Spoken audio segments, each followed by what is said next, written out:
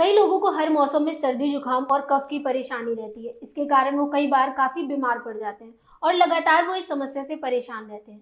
आपको बता दें कि अगर इस परेशानी को कम करना चाहते हैं तो कुछ ऐसे फल हैं जिसे आप अपनी डाइट में शामिल कर सकते हैं। अनार एंटीऑक्सीडेंट से भरपूर होता है जो आपकी इम्यूनिटी को मजबूत बनाता है। अनार खांसी से राहत दिलाने में मदद करता है और गले में जलन की समस्या को भी कम करता है। पपीता विटामिन सी और पपेन नामक एंजाइम से भरपूर होता है। ये डाइजेशन के लिए काफी अच्छा माना जाता है। इसके साथ ही ये सर्दी के लक्षणों को कम करने में मदद करता है। हर रोज अगर आप एक सेब खाते हैं तो ये सर्दी और खांसी को दूर रखने में मदद कर सकता है।